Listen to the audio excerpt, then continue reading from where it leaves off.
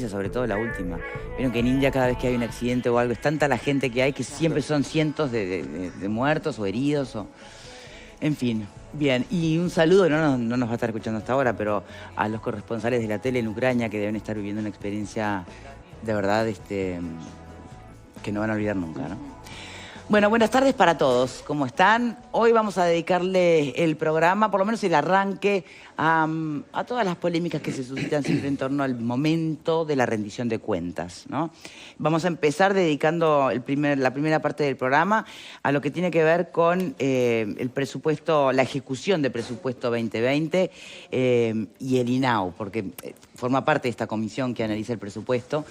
Y justamente se dieron desde allí, bueno, cifras, se rindió cuentas del presupuesto, de cómo se ejecutó lo presupuestado para el periodo, y entre que sobra dinero, no se pidió más presupuesto, no sé si hay errores o cuestiones de falta de entendimiento que son de naturaleza meramente semántica o política, ¿no? Puntualmente. Así que vamos a aprovechar para agradecer la presencia del presidente del INAU, Pablo Abdala, que nos visita esta tarde. ¿Cómo le va? Muy bien, un gusto estar acá, Victoria. Muchas gracias por esta nueva invitación. No, por favor, porque está bueno, primero, interiorizarnos todos en un tema, además, que como tiene que ver con infancia y adolescencia, y en eso creo que hay consenso nacional en cuanto a la importancia que tiene, la relevancia, esta nueva mirada que hay sobre esta etapa de la vida y la evidente necesidad de reforzar todas las políticas posibles sobre esta etapa, ¿no? Y entonces aparece un presupuesto, una ejecución de presupuesto que despertó algunas polémicas. Lo primero es preguntar si efectivamente sobró dinero, no sobró dinero, ese dinero podría haber sido reinvertido en ampliar políticas, se recortaron políticas. Podemos ir por partes, usted elige. Por supuesto, por supuesto. No, todo lo contrario. No sobró dinero y además aumentamos la inversión.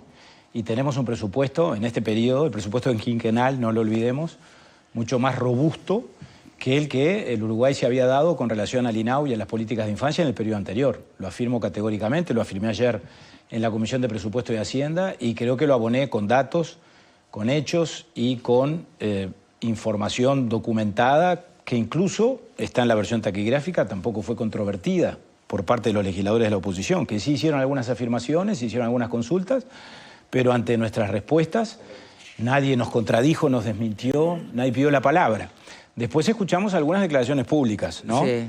Absolutamente inexactas. A ver, ¿qué es un excedente presupuestal? ¿Qué es de las cosas que se han Lo que pasa es que el tema del presupuesto presupuesto no hay que verlo como una cosa lineal. El presupuesto, de acuerdo a la Constitución, se elabora por inciso, organismo, los incisos que integran el presupuesto nacional, y por programa, por determinadas líneas de actividad. Y esos recursos que se asignan a cada programa, la ley no siempre, o en general más bien, no habilita a la transposición de rubros de un rubro al otro, porque lo que se pretende precisamente garantizar o estimular es que lo que se destina para primera infancia o rubro cero, que es ingresos y pago de sueldos, efectivamente se ejecute y se destine a ese fin que se persigue. En el caso de INAU, porque vayamos a los números de INAU, sí, que me parece que siempre se dice los números no mienten, mienten los que hacen los números. Bueno, pero acá los números en todo caso son los números oficiales. Nosotros en el año 2022 ejecutamos un presupuesto de 18.000 millones de pesos. 18.000 millones de pesos que implican 2.000 millones de pesos más, no de lo del año anterior, de lo que el Parlamento había aprobado en la ley de presupuesto para el propio ejercicio 2022. El crédito de apertura cuando se inició el año pasado eran 16.000 millones de pesos, terminamos ejecutando 18.000 millones de pesos. Yo creo que eso ya termina la discusión. Ahora, tú me preguntarás, ¿y eso por qué ocurre? Perdón, que es otra discusión de si es suficiente o no es suficiente. No, eso por es supuesto. Otra cosa, sí. Pero me interesa primero que nada el tema de la progresividad o la regresividad. Sí, exacto. Porque yo dije muy claramente en la Comisión de Presupuesto ayer que no nuestro gobierno, todos los gobiernos en materia de infancia, por lo mucho que se juega en esa etapa, en ese sentido hemos tenido un criterio de progresividad. Nadie ha dado marcha atrás, gobiernos de ningún signo. Pero tampoco lo ha hecho este, que no solo no lo hizo, sino que avanzó cualitativa y cuantitativamente. Y voy a seguir con números muy concretos. Lo que ejecutamos en el 2022 implicó un incremento en la ejecución de un 16% con relación a lo que habíamos ejecutado en el 2021 e implicó en términos reales un gasto o una inversión, porque hay que hablar de inversión en políticas de infancia, mayor con relación al 2021 de un 8%. ¿Por qué terminamos ejecutando 2.000 millones de pesos más de lo que había aprobado el Parlamento? Primero porque tuvimos un refuerzo. Ahí va. No un recorte, ni devolución de dinero. El gobierno, en el periodo pasado, el Ministerio de Economía nos transfirió 250 millones de pesos más porque los necesitamos específicamente o fundamentalmente para el área de la salud de INAU. Todo el gasto en salud mental, atención de los niños, etc. Y segundo, porque hay que decirlo todo, INAU tiene, y lo tiene desde esta administración, desde la ley de presupuesto del año 2020, lo tenía de antes pero con una periodicidad cuatrimestral o semestral, no recuerdo, ahora lo tiene con una periodicidad mensual. El rubro transferencias, que es la mitad del presupuesto de INAU, de esos 18.000 millones de pesos es la mitad, se ajusta, o sea, actualiza su valor mensualmente de acuerdo a la evolución del valor de la unidad reajustable. Por ese concepto, nosotros terminamos recibiendo aproximadamente 600 millones de pesos más. Entonces, en ese contexto, ¿cómo puede decirse que nosotros devolvemos dinero? Tuvimos, sí, un excedente. Bueno, por eso le pregunto, ¿qué es un excedente presupuestal? Un excedente es cuando en un determinado rubro a uno le asignan 1.000 millones y gasta 800. ¿Qué rubro fue? ¿Dónde nos pasó eso? En el rubro cero.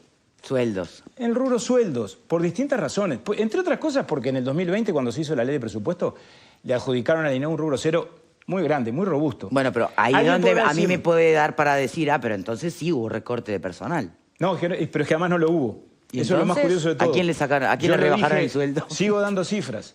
En este momento, en el INAU INAU tiene en este momento los vínculos laborales por un número equivalente al que teníamos en el año 2019. 5.200 y tantos empleados públicos.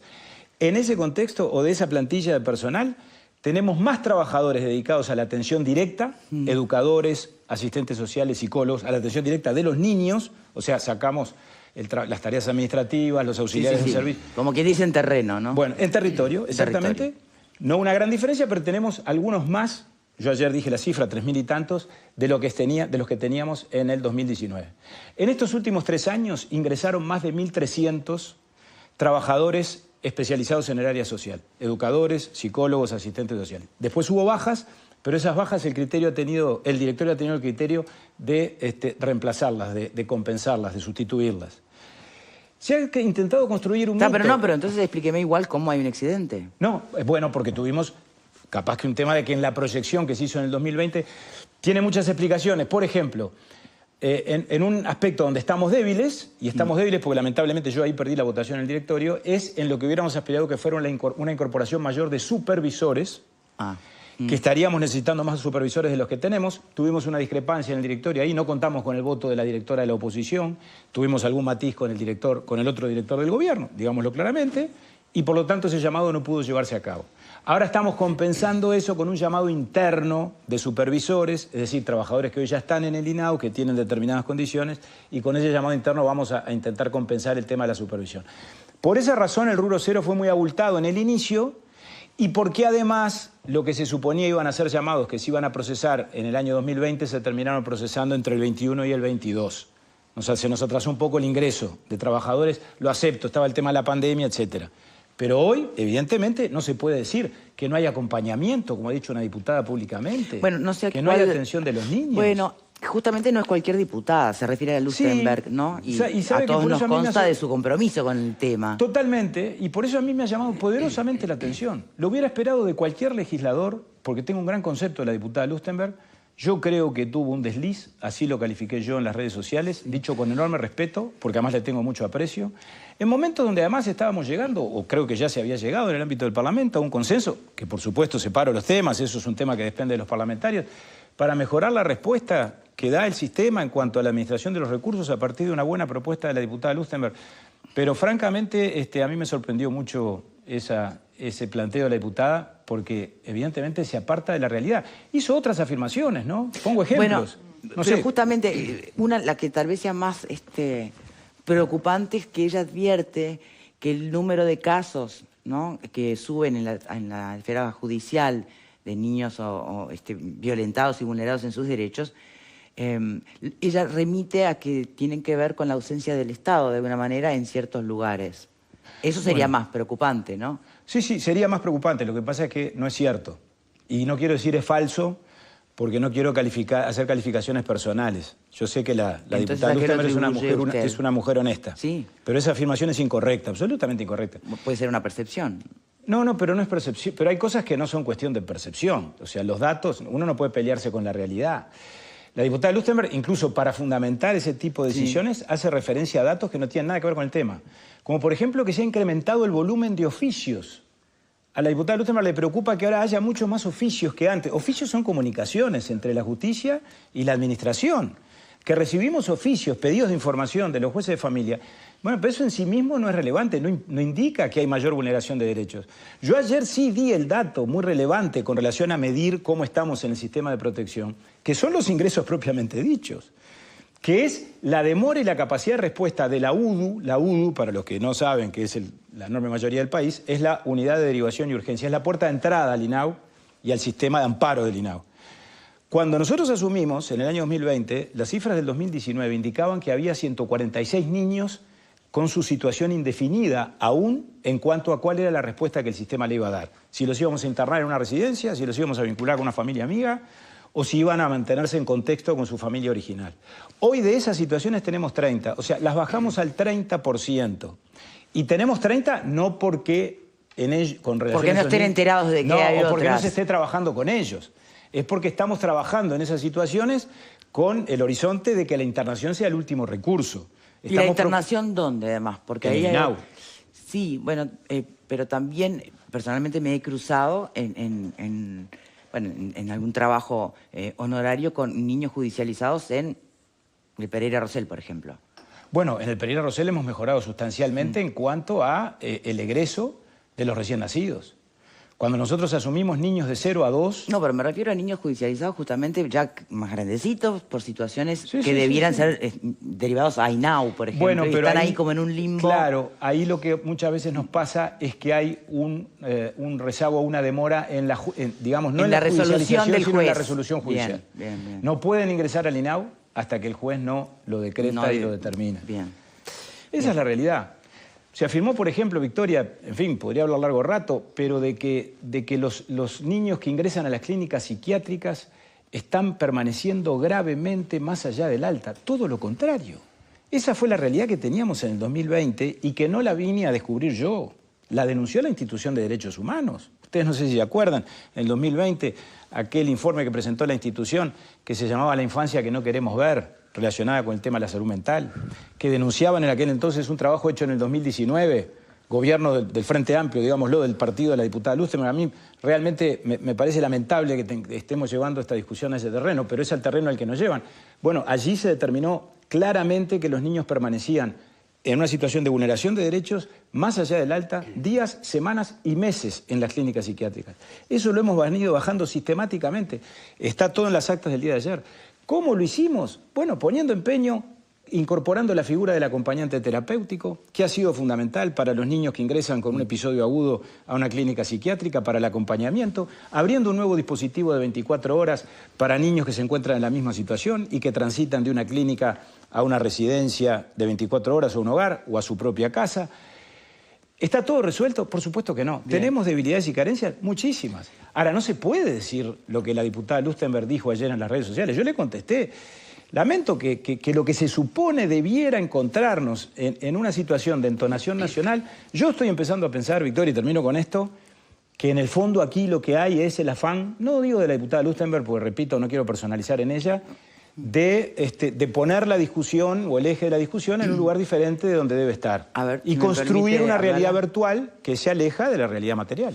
Permítame abrir el panel. Preguntas, Pepe. Sí, presidente, quería consultarlo con respecto a cómo se miden, digamos, los niños que están en situación de vulnerabilidad para el INAU, ¿no? Sabemos que en el caso de delitos de mayores de edad, obviamente es a través de las denuncias, por lo menos hasta ahora, quizás cuando se realicen encuestas de victimización se pueda tener otra medición. Pero en este caso, ¿de dónde sale ese número de sube o baja? Bueno, de los registros del INAU en cuanto a las institucionalizaciones, en cuanto a los registros asociados al acompañamiento en el ámbito comunitario y territorial y en el ámbito familiar, los niños que son ingresados al sistema de protección, pero quedan a cargo de familias amigas. Hay una cierta estabilidad en los números. En ese aspecto, en lo que refiere al ingreso al sistema de protección, estamos hablando de aproximadamente unos 7.500 niños, niñas y adolescentes en las distintas modalidades, algunos que están con su familia, pero con acompañamiento de INAU, unos 2.500 o 3.000, 3.100 aproximadamente viviendo en las residencias, y algo que con ese buen presupuesto que tenemos hemos logrado duplicar con relación a la administración anterior, y lo hablamos alguna vez en este programa, es el tema del acogimiento familiar. Hoy tenemos el doble de familias de acogida de las que teníamos en el periodo pasado. Y esto no lo digo por establecer comparaciones de carácter político, lo digo para tener un punto de partida que nos permita valorar cuál es la situación de hoy.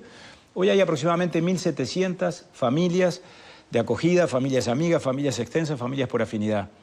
¿Cómo lo hicimos? Bueno, a través de una campaña, ustedes recuerdan, de sensibilización pública, aumentando las transferencias, o sea, aumentando la inversión. Las familias antes recibían promedialmente 2 bases de prestaciones y contribuciones por niño atendido por mes, ahora reciben 3. Introdujimos una prestación nueva que es la de las familias de origen, yo ayer estuve informando de eso en el Parlamento, una prestación económica también de 3 bases de prestaciones para aquellas familias que están en situación de debilidad y se corre el riesgo, por lo tanto, de que los niños tengan que ser institucionalizados por razones económicas. Es muy incipiente, pero ya ayer di cuenta de más de 100 niños que, merced a la aplicación de esa nueva prestación, evitamos o previnimos la internación. Bueno, y ni que hablar todo lo que tiene que ver con ese otro campo maravilloso que tiene el INAU, que es el campo socioeducativo, los centros CAIF, los clubes de niños, los centros juveniles. Entre otras cosas, en clubes de niños y en centros juveniles duplicamos los cupos con relación al periodo pasado. Y esos son recursos. O sea, que podríamos haber hecho más cosas, nadie lo duda. Que fuimos perfectos en la gestión, muy lejos de eso. Pero es que seguramente hay muy tiempo, imperfectos. Hay tiempo todavía, no cierren el... digamos, No, esto no se termina. El termómetro, no. Victoria, esto no se termina nunca. Bien. En materia de política de infancia nadie puede decir llegamos o lo hicimos. Yo lo dije ayer. Porque pero podríamos haber hecho más, bueno, todavía hay tiempo, ¿no? Y estábamos haciéndolo. Le cuento si quiere toda la ejecución del plan CAIF. Espere, vamos por partes. Vero, una preguntita más antes de la pausa. Hay otro de los aspectos que la diputada resalta aquí y son datos concretos, ¿no? Dice que se han constatado rechazos y dificultades en solicitudes de autorización de prórrogas a aquellos adolescentes que están en proceso de salida y da una cifra, dice que se privó a 1.085 adolescentes del beneficio monetario de apoyo al egreso. Ese dato de 1.085 adolescentes no sé de dónde sale, Yo ayer hablé del egreso, dije claramente que el informe que tenía en ese momento, porque el tema se planteó, tiene algunos meses, hay que actualizarlo, pero la cifra igual da una referencia, digamos, de medida. Estábamos hace unos meses con 517 jóvenes mayores de 18 años en condición de prórroga del egreso. 300 de ellos que pertenecen al sistema de 24 horas, o sea, que están en las residencias, y otros tantos que siguen asistiendo a centros juveniles y que siguen asistiendo a distintos servicios del INAU porque no están en condiciones de sostenerse fuera del sistema. Lo que se hace referencia allí es verdad, a una prestación, ese aspecto es verdad. Sí. Lo de los 1.082 no sé dónde sale. Más allá de la cifra puntual, creo que la pregunta es qué está pasando con el acompañamiento que INAU puede dar a quienes se van del sistema y que después los vemos asistidos por el MIDES o en situaciones de vulnerabilidad. Y le estamos dando el mismo acompañamiento que daban las administraciones anteriores, en eso no ha habido cambios en el INAU. Pero no se ha mejorado tampoco. Los equipos de territorio sí, hay más asistentes sociales, hay más psicólogos. Lo que pasa, Verónica, cuando nosotros asumimos, se empezó a alimentar la idea, supongo que en otras áreas de la administración también, pero en el INAU muy particularmente, y creo que en el MIDES, de que se venía el recorte, el retroceso, de que veníamos poco menos que a cerrar los centros CAIF. Nada de eso ha ocurrido, sino que ha ocurrido todo lo contrario, como corresponde. A ver, esto que yo digo simplemente es el cumplimiento del deber, y no lo hicimos solo nosotros. También lo hicieron las administraciones anteriores. Ahora, lo que no vale es que cuando las administraciones anteriores lo hacen y lo reivindican legítimamente para ellas, después pretendan indilgarnos a otros que venimos y continuamos las cosas buenas. Yo ayer hablé de muchas cosas buenas que empezaron en el periodo pasado. Por ejemplo, el modelo CAF de atención en 24 horas. Bien, pero la pregunta concreta es si en este caso hubo esos problemas para que estos chiquilines tuvieran ese apoyo o no. Usted decía que hay algo de cierto. No. Lo que en todo caso hay de cierto, pero a veces... y quiero ser muy cuidadoso con los términos, es mezclar mentiras con verdades. No es cierto que no haya acompañamiento ni haya prórrogas de egreso para aquellos jóvenes que no están en condiciones de sostenerse fuera del sistema. Eso lo descarto enfáticamente y repito, ahí hay acompañamiento en territorio, de los distintos equipos técnicos, los que siguen vinculados porque están en situación de prórroga siguen vinculados al INAU y recibiendo todos los servicios y toda la atención que da el INAU. Lo que en todo caso, repito, ahí se entremezcla es, nosotros promovimos, que tampoco existía antes, una nueva prestación que se llama de apoyo al egreso, que es una prestación económica, que estamos en etapa de implementación de ella, pero que tampoco era para el 2022. Eso no es de la rendición de cuentas del 22, eso era para el 23. Se me podrá decir, bueno, estamos en julio y todavía no está vigente esa prestación. Bueno, está bien, ya la reglamentamos, la estamos implementando.